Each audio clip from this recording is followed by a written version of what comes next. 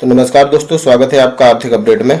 आज मैं लेके आया हूँ वो सभी वर्ड्स जो आपको जानना जरूरी है अगर आप स्टॉक मार्केट में इन्वेस्ट करना चाहते हैं और जो भी आईपीओ में इन्वेस्ट करना चाहते हैं, तो आपको ये सभी वर्ड्स जानना बहुत ज़रूरी है। तो चलिए मैं लेके चलता हूँ आपको वर्ड्स की स्लाइड पे। ये सबसे पहला वर्ड्स है आईपीओ, इनिशियल पब्लिक ऑफरिंग। तो ये आईपीओ से मतलब होता है कोई कंपनी है वो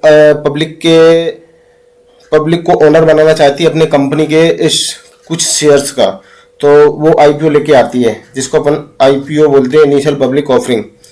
DRHP ये होता है ड्राफ्ट रेड हायरिंग प्रोस्पेक्टिव। ये कंपनी के थ्रू एक फॉर्म फिल करके दिया जाता है सेबी को, और सेबी इस पे अप्रूवल प्रोवाइड करती है। इसको अपन DRHP बोलते हैं, draft red hiring prospective. SEBI जो वहां से अप्रूवल देती है कंपनी को, उसको बोलते हैं RHP है, रेड हायरिंग पर्सपेक्टिव। ओके, जो सेबी है, सेबी एक स्टॉक मार्केट का रेगुलेटर है। ये स्टॉक मार्केट को रेगुलेट करता है, मार्केट आईपीओ को अप्रूव करता है।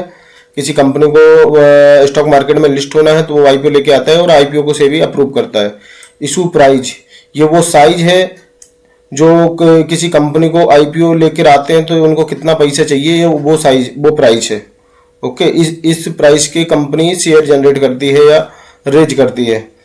प्राइस बैंड, किस प्राइस बैंड पे वो शेयर्स मिलेंगे पब्लिक को, ये एक प्राइस बैंड होता है। जैसे मान के चलिए 90 to 100 एक स्लैब होता है। उस स्लैब पे फिर बिडिंग होती है, जो पब्लिक अपनी बिड करते हैं कि हमें इतने अमाउंट में शेयर्स चाहिए।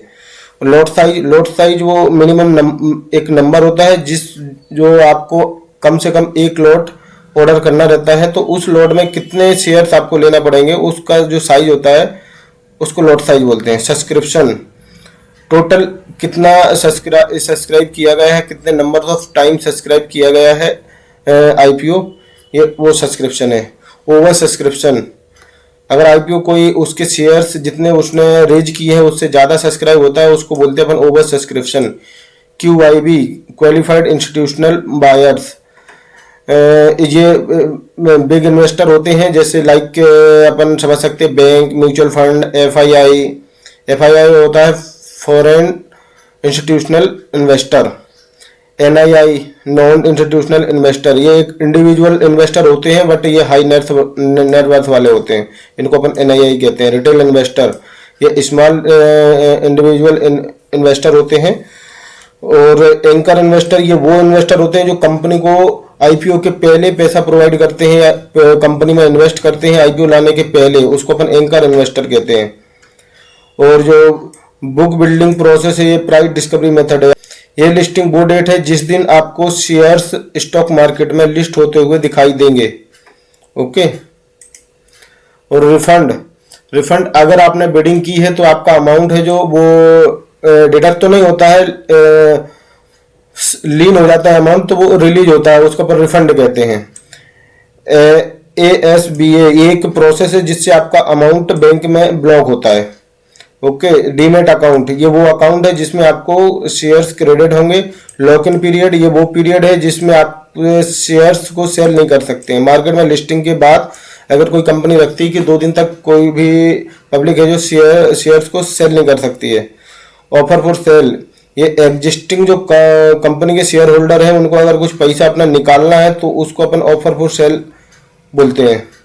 जो फ्रेश इशू है, ये कंपनी है जो fresh shares new capital public से लेती है और फ्रेश शेयर्स इशू करती है।